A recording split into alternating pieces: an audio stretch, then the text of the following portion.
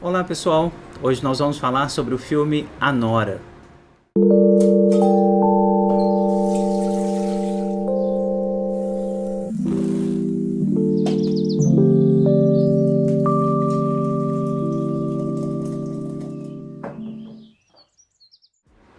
Pessoal, Anora competiu, com Ainda Estou Aqui, o nosso filme que ganhou o Oscar aí em 2025. Ficamos bastante felizes, um filme excelente esse Ainda Estou Aqui. Queria até gravar um vídeo sobre ele, mas fiquei tomado pela ruindade, pelo filme horrível que é Anora. Falo, obviamente, por conta também da competição entre a Fernanda Torres e a Mickey Madison. Com todo respeito à autora Madison, mas a Fernanda Torres era certamente a melhor, inclusive em comparação a Demi Moore, que também brilhou de forma espetacular no filme A Substância, que eu amei também. Agora, esse Anora é indefensável em todos os sentidos. Assim, eu não entendo como que esse filme ganhou alguma coisa, ou eu não entendo nada de cinema, o que é razoavelmente possível. Então eu vou falar aqui a partir de uma perspectiva de alguém que não entende de cinema, mas que ficou chocado pelo que apareceu nesse filme, Anora, com relação à prostituição, com relação à construção dos personagens. Queria comentar brevemente esse filme e a impressão que eu tive, inclusive a partir das leituras feministas que eu acompanhei, em especial duas, a Millie Lacombe e a Carolina Packer. Vou deixar os links aqui do Instagram, que eu acompanho as duas, feministas muito interessantes, assim, gosto muito de aprender com elas, e tinha ouvido as críticas que elas fizeram ao filme e achei que elas bateram pouquíssimo no filme, bateram muito pouco.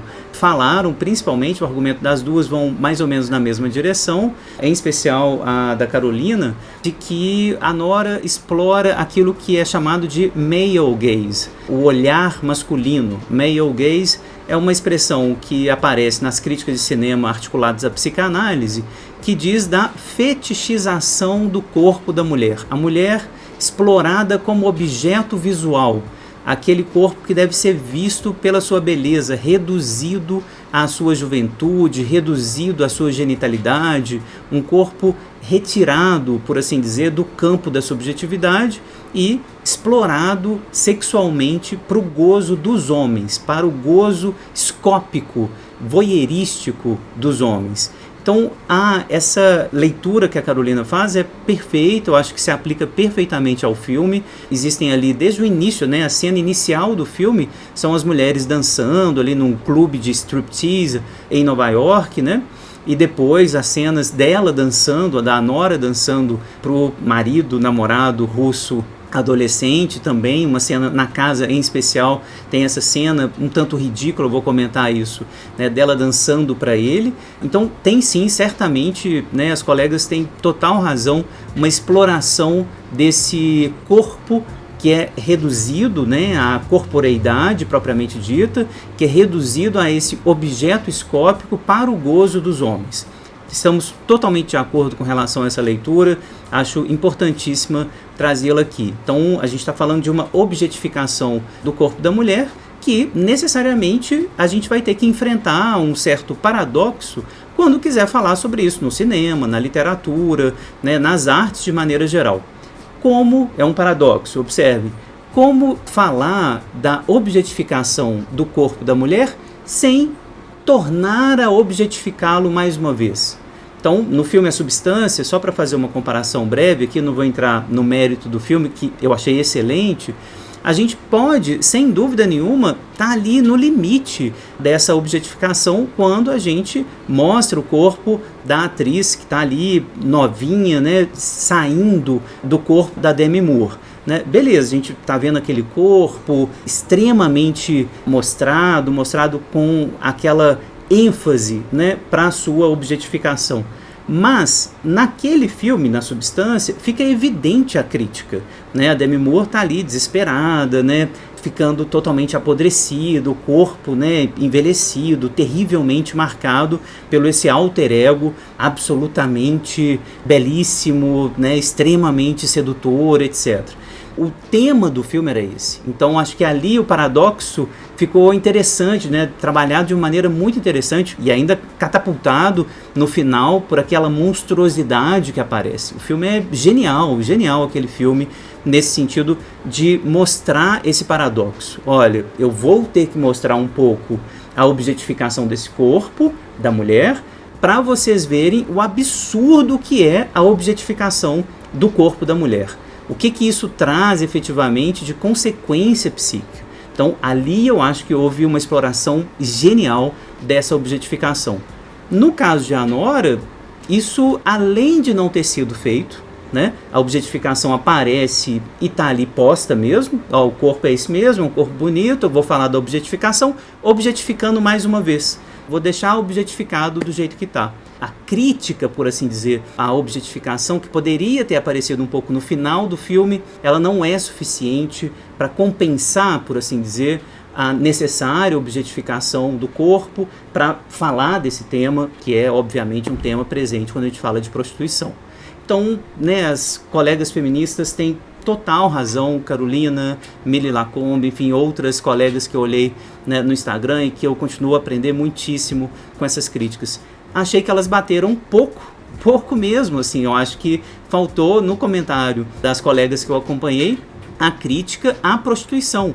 E eu quero falar mais sobre isso aqui nesse comentário, que eu vou fazer um pouquinho sobre por que a exploração desse tema foi feita de uma maneira tão pueril, clichê, ordinária, como foi feita nesse filme. O clichê que está ali, né, houve essa comparação muitas vezes, né, com o filme famosíssimo, né, Uma Linda Mulher, né, da prostituta que é salva pelo sujeito rico, etc., que é uma boa comparação, é a mesma lógica Disney que vai aparecer nesse filme, mas não bastasse essa comparação com esse filme, a questão da prostituição ficou explorada de uma maneira absolutamente clichê, perigosa, idealizada, totalmente superficial, assim como, aliás, todos os personagens desse filme são rasos, são clichês, são particularmente pobres. Há uma mistura, num determinado momento, com Disney, com Trapalhões.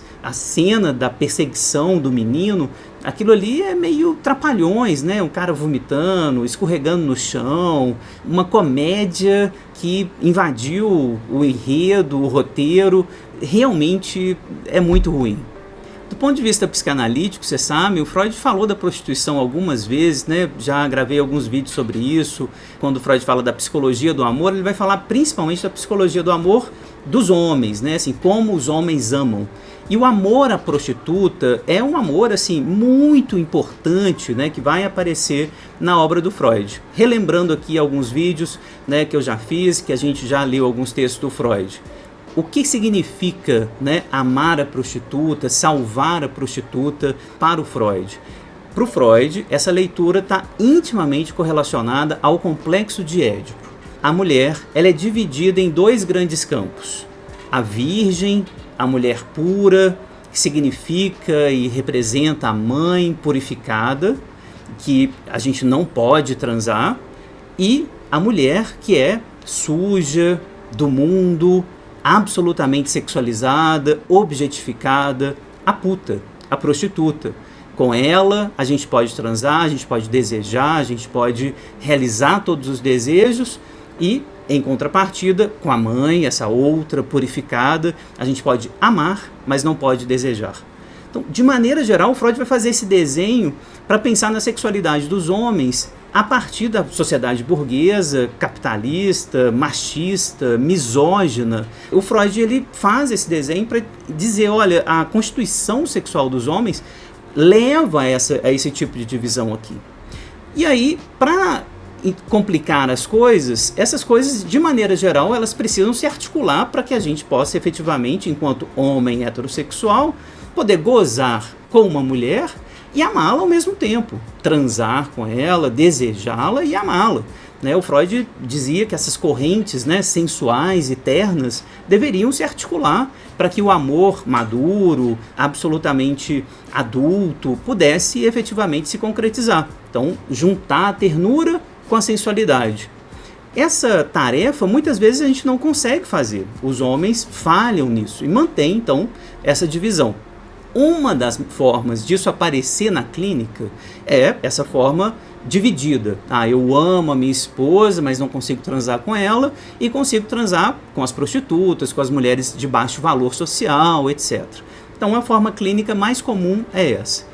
Aparecem também alguns sonhos ou alguns tipos de ações no cotidiano que tem a ver com salvar uma mulher.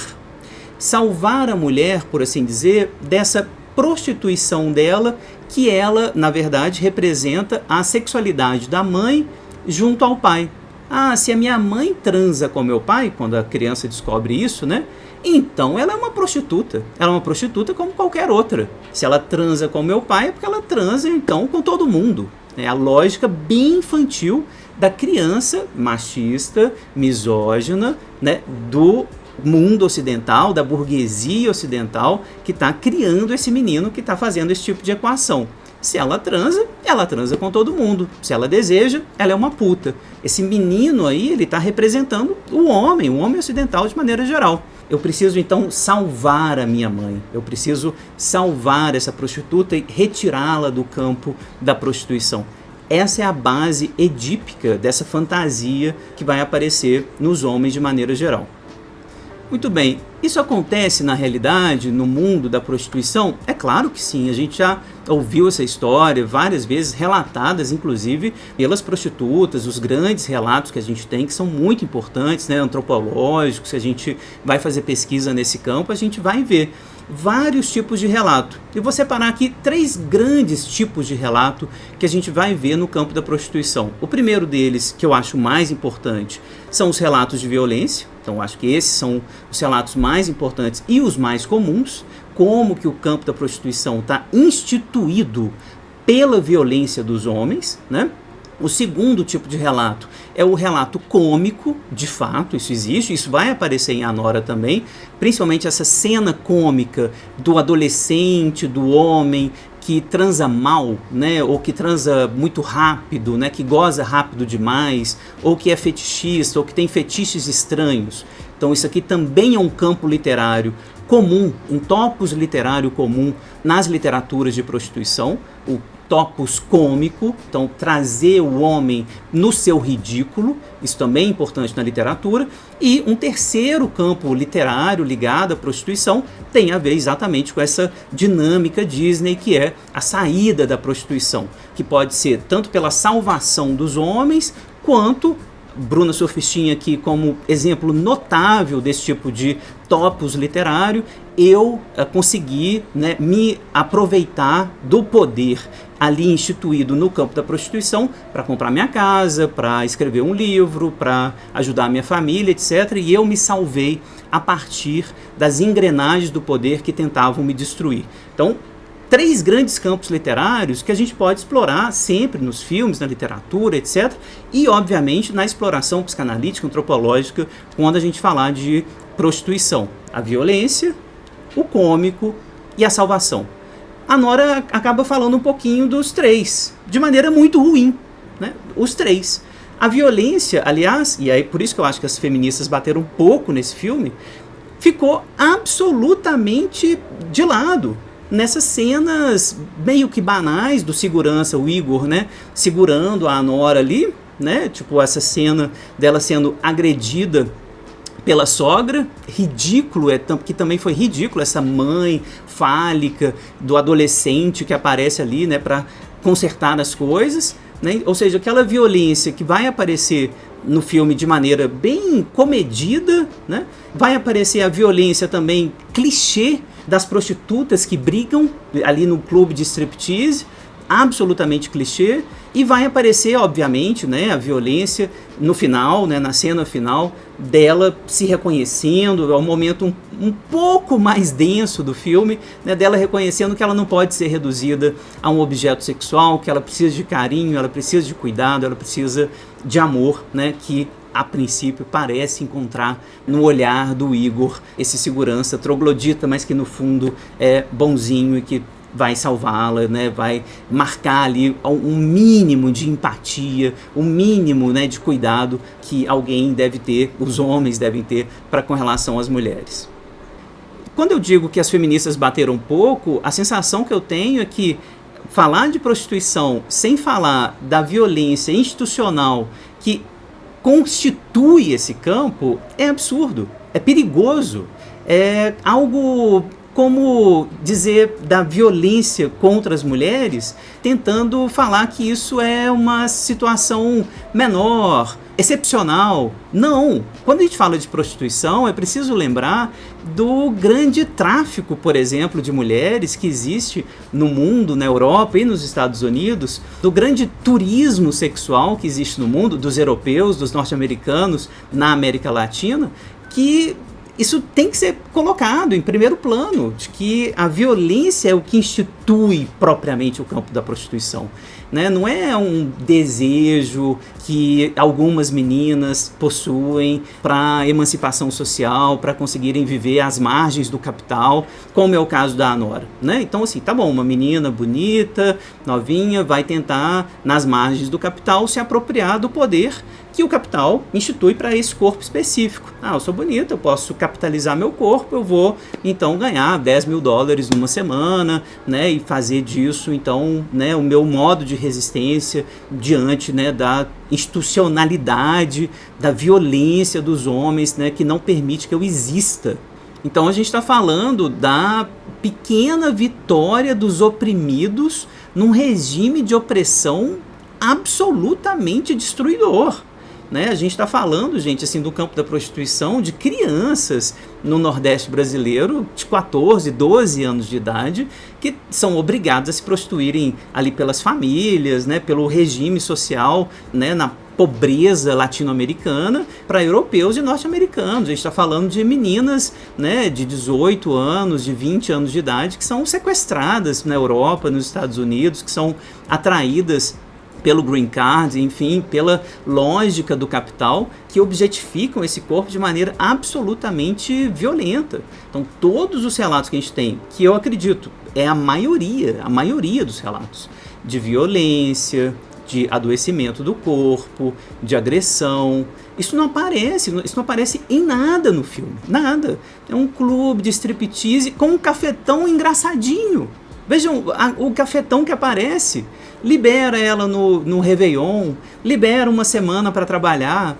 É o cara engraçadinho, amiguinho, cafetão amiguinho.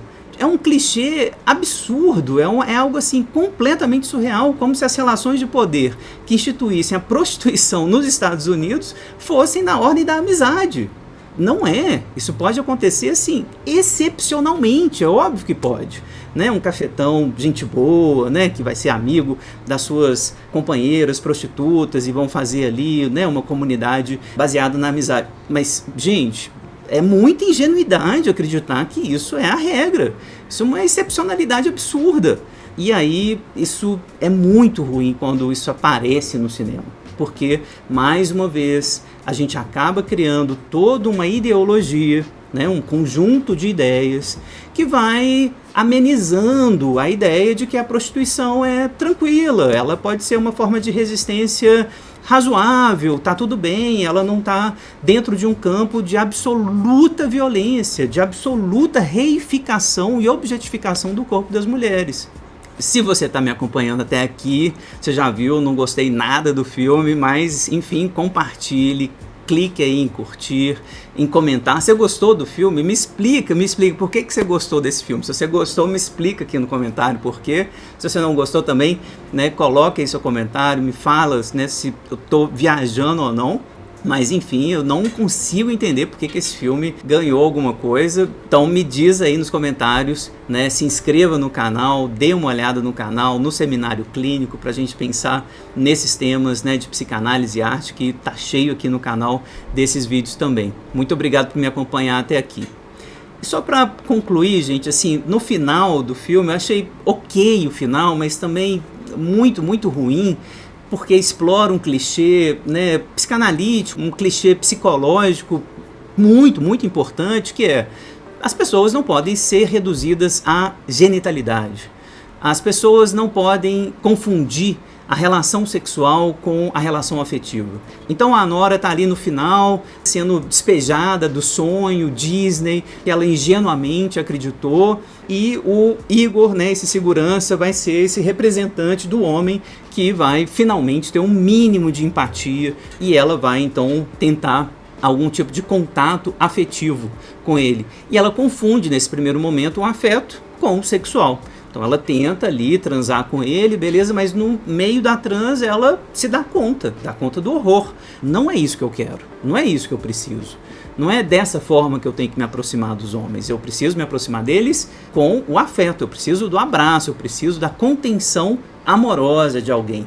E aí o filme termina então com essa contenção amorosa e finalmente o choro que vem pleno no final do filme. Ótimo, é um clichê, mas temos ali alguma densidade que não teve no filme em momento nenhum. Um filme que, insisto, tem cenas de trapalhões, sabe? O cara escorregando quando persegue, né, o menino russo. Aliás, esse menino, só um parênteses aqui, né, um adolescente, né, a representação cômica dos homens, né? Ok, os homens somos assim também, né? Passamos por essa fase, né? Um tanto adolescente, a coisa absolutamente desregrada dos ricos. Ok, uma representação clichê, mas importante, né? Que faz parte aí. Mas a maioria no campo da prostituição não me parece, né, ser uma representação adequada para os homens nesse campo. Acho que a gente está falando da violência, da objetificação, da agressividade, não é desse menino tolo que está ali jogando videogame, né, um menininho, né, mimado por uma mãe fálica russa, enfim, é realmente terrível. Enfim, voltando para a cena final, acho que a Nora ela tenta de alguma maneira então se articular, né, com o Igor afetivamente para dar densidade efetiva e afetiva para as relações que não aconteceram ao longo do filme como um todo. Então é razoável, né, que ali a gente tenha o começo de alguma coisa um pouco mais densa. Mas, sinceramente, eu acho que o filme não conseguiu, nem nesse momento, trazer a densidade necessária para falar desses temas que são tão importantes, tão difíceis, tão sérios, tão perigosos, como a reificação dos corpos das mulheres, a prostituição, a violência transnacional, o lugar do corpo na mulher no capitalismo. Nada disso foi explorado de maneira séria, de maneira razoável, mesmo que a gente possa explorar isso de forma cômica, né? É um topos literário, sem dúvida, para explorar a prostituição, mas eu acho que ele não conseguiu nem isso, deixou de lado o topos da violência e deixa de lado também o topos da salvação enquanto reduzida a um cenário Disney piorado, né, pelo fato do príncipe, nesse caso, ser um menino mimado russo, que sabe-se lá, né, tem a ver com a máfia, assim, mais um clichê, né, os russos são mafiosos, né, e são terrivelmente violentos, enfim. São violentos? Claro que são, né, Putin, aliás, manda lembranças, claro que é, mas falar disso, né, da sociedade russa, dessa forma, mais uma vez clichê, só reforça a ideia. Esse filme é apenas um amontoado de clichês. Acho que não vale muito a pena caso você não tenha visto, enfim, mas veja, caso queira, para comentar aqui, para a gente conversar. Só queria trazer esse olhar da psicanálise para o filme. Acho que a gente, para falar desse tema, tem que chegar efetivamente à desconstrução daquilo que move a reificação do corpo das mulheres. E aí a gente chega no ponto, né, que eu acho que é o ponto da psicanálise que eu tenho explorado, né, nos cursos sobre a sexualidade dos homens que eu tenho oferecido, na leitura do Laplanche, a leitura da Sylvia Bleichmer, o que leva os homens a reificar continuamente o corpo das mulheres, o que leva os homens a reduzir as mulheres ao seu corpo, destituindo as mulheres de subjetividade. A violência misógina, ela precisa ser interpretada e precisa, obviamente, aparecer na literatura, no cinema, de maneira que a gente possa refletir e pensar sobre ela, claro, para mudar essa estrutura social. Eu acho que a chance desse filme reproduzir a estrutura social é muito maior do que simplesmente ir lá e apresentar uma perspectiva crítica. Eu acho que ele não vai ter esse efeito crítico de forma nenhuma. Eu acho que ele só reforça as estruturas ideológicas que colocam a prostituição um pouco nesse lugar, como o gesto de vontade das mulheres, né, o gesto de resistência, a nora, a guerreira, enfim, só clichê. Eu acho que é um desastre, um filme horrível. Minha opinião, queria ouvir vocês para a gente pensar junto. Obrigado por me acompanharem até aqui. Eu espero vocês nas próximas. Se vocês quiserem que a gente comente mais filmes, séries, coloquem aí os comentários de vocês. Eu queria, né, fazer esse diálogo também aparecer. Esse vídeo faz parte do projeto de extensão da Universidade Federal de Minas Gerais, uma universidade pública, gratuita e de qualidade. É um projeto de extensão que visa a discussão ampla, aberta e pública sobre temas de psicanálise. Então façam parte, se inscrevam no canal, assinem, contribuam.